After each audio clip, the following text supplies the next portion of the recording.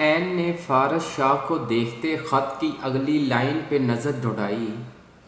ہم جانتے ہیں آپ ہم سے بہت محبت کرتے ہیں، ہم آپ کی محبت کی قدر بھی کرتے ہیں، لیکن ہم آپ سے شادی۔ این کی زبان لڑکھڑائی اور ڈبڈبائی آنکھوں سے فارس کو دیکھا، جس کے چہرے پہ چٹانوں جیسی سختی تھی۔ این نے نظریں دوبارہ خط پہ دوڑائی۔ شادی نہیں کر سکتے، آپ ہمارے لیے سب سے اچھے دوست ہیں، لیکن ہماری محبت نہیں۔ این کا دل بہت زوروں سے دھڑک رہا تھا۔ ہم آپ سے نہیں، فارس سے محبت کرتے ہیں۔ باندے آنسو گالوں پہ گرنے لگے۔ ہمیں غلط مت سمجھیے گا، وہ اب باقاعدہ روتے ہوئے پڑھ رہی تھی۔ ہم سب کے سامنے یہ بات نہیں کہہ سکتے، لیکن آپ سمجھیں ہمیں۔ میں آپ سے نہیں، فارس سے پیار کرتی ہوں، پلیز میری اور فارس کی زندگی سے نکل جائیں۔ کہتے ہوئے این کی آنکھیں حیرت سے پھیلنے لگی، فقط فارس کی نور العین۔ آخری لائن میں اپنا نام پڑھ کے وہ نفی میں سر ہلاتی فارس شاہ کو دیکھے گئی، جو لب بینچے بنا پلک جھپکے اسی کو دیکھ رہا تھا۔ اٹھ کے اس کے پاس آیا اور جھٹکے سے اس کے ہاتھ سے خط کھینچا۔ وہ سہمی کچھ بولنا چاہتی تھی، لیکن الفاظ ساتھ ہی نہیں دے رہے تھے۔ کیوں کیا ایسا؟ تمہارے اس بھونڈے مذاق نے میرے بھائی کی جان لے لی۔ فارس کی آنکھیں لال انگارہ ہونے لگی۔ فارس نے اسے ایک بازو سے پکڑ کے اپنی طرف کھینچا تو وہ کچی ڈالی کی طرح اس کے سینے سے جا لگی۔ وہ نازک اندام اس چوڑے قد و قامت کے شاہکار مرد کے آگے چھوٹی سی چڑی ہی لگ رہی تھی۔ جب عفان سے محبت تھی ہی نہیں تو اس کے ساتھ یہ سب کرنے کی کیا ضرورت تھی؟ جواب دو، فارس اس پہ چلایا۔ نہیں، وہ بمشکل ہچکیوں سے بولی۔ کیا نہیں؟ میرے سامنے اب مزید کوئی جھوٹ نہیں۔ تمہیں کیا لگا تمہاری محبت میں گرفتار ہو کے تم سے شادی کی ہے میں نے؟ طنز کے تیر چلاتا وہ این کے دل سے ریت کی طرح پھسلتا جا رہا تھا۔ نفرت کرتا ہوں میں تم سے، شدید نفرت۔ اس کے چہرے کو اپنے چہرے کے قریب کیے، اس کی آنکھوں میں دیکھتے وہ غصے سے پھنکارا، اور وہیں این کی بس ہوئی۔ گرفت ذرا سی ڈھیلی ہوئی تو جھٹکے سے خود کو چھڑایا اور دور پیچھے ہٹی۔ آپ پاگل ہو گئے ہیں، ہم نے کچھ نہیں کیا۔ ڈرتے ڈرتے وہ پیچھے ہوتی جا رہی تھی اور فارس سینے پہ ہاتھ باندھے اس کے ڈر کا مزہ لے رہا تھا۔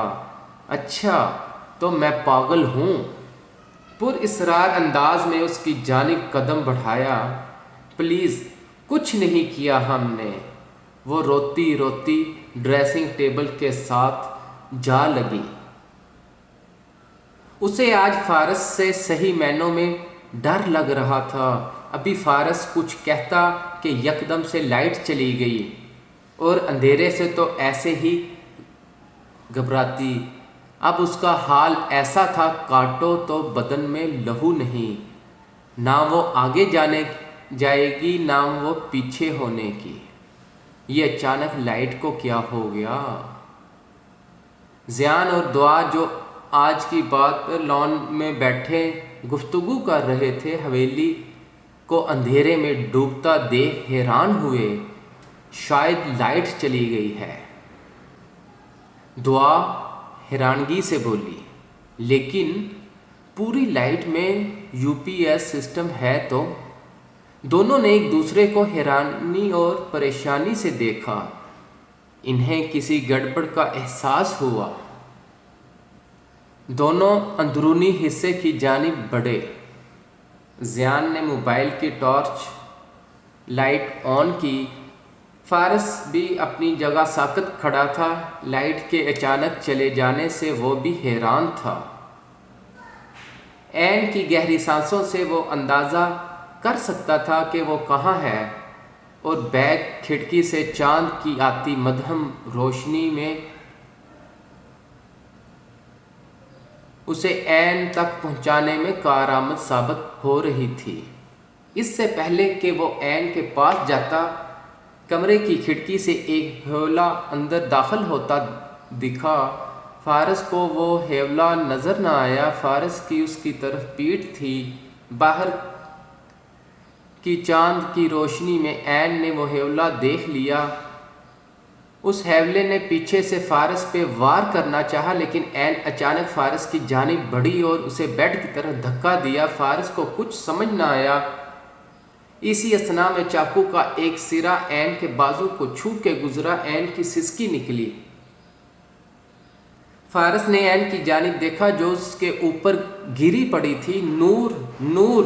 فارس نے اسے پکارا، لیکن وہ درد برداشت کرتے کچھ بول نہ پائی۔ فارس کی نظر کھڑکی کی جانب اٹھی، جہاں سے ایک ہیولا باہر کی جانب جاتا دکھائی دیا۔ فارس نے عین کو اٹھایا اور کھڑکی کی جانب بڑھا، لیکن وہ ہیولا اندھیرے میں کہیں غائب اب ہو چکا تھا۔ اتنے میں لائٹ آن ہوئی۔ فارس نے پلٹ کر عین کو دیکھا۔ وہ ایک بازو پکڑے بیٹھی تھی جہاں سے خون نکل رہا تھا۔ فارس انہی قدموں واپس لوٹا اور اس کی بازو دیکھی۔ وہ چلا نہیں رہی تھی، بس گھٹی گھٹی آواز میں رو رہی تھی۔ اس کا چہرہ آنسوؤں سے بھیگ چکا تھا۔ فارس اپنے غصے میں وہ احساس بھی بھول گیا تھا جو عین کے لیے اس کے دل میں جڑ پکڑتا جا رہا تھا۔ فوراً سے اس کی بازو کو کٹ والی سائڈ سے اپنی طرف کیا، جہاں سے اس کی بازو بھی پھٹ چکی تھی۔ فارس اسے مزید چیرتا چلا گیا۔ عین نے درد برداشت کرتے حیرت سے اسے دیکھا۔ اسے شرمندگی ہوئی۔ چپ رہو! غصے سے ڈپٹ دیا۔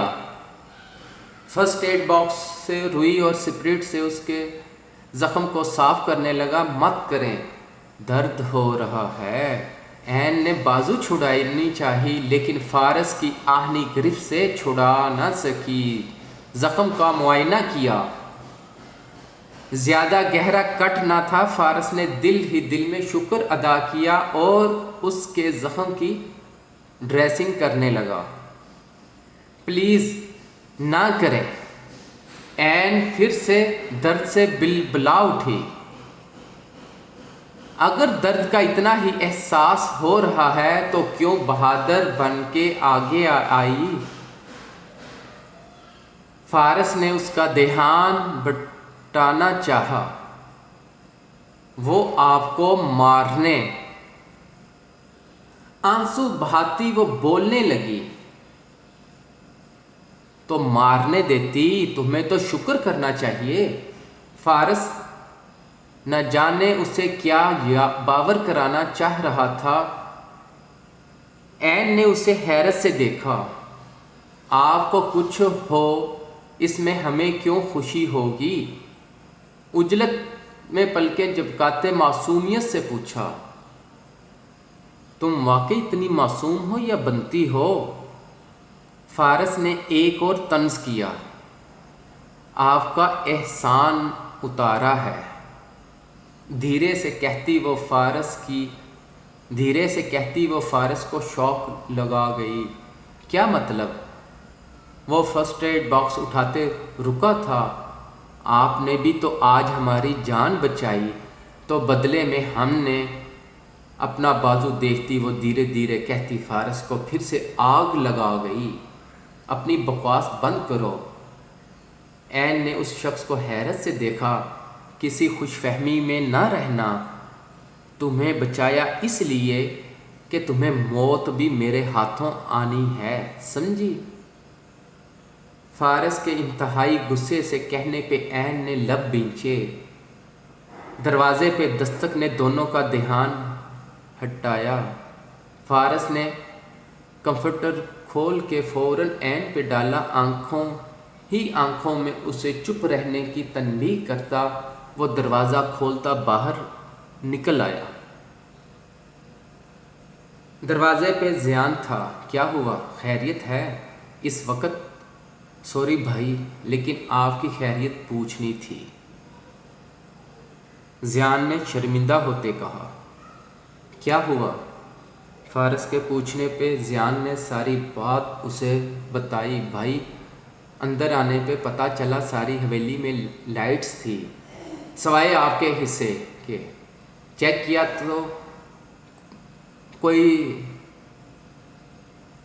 کیا تو مین سوئچ آف کر دیا تھا۔ ابھی آپ کے روم کی طرف آتے کہ ایک ہیولا آپ کے روم کی ونڈو سے نکلتا دیکھا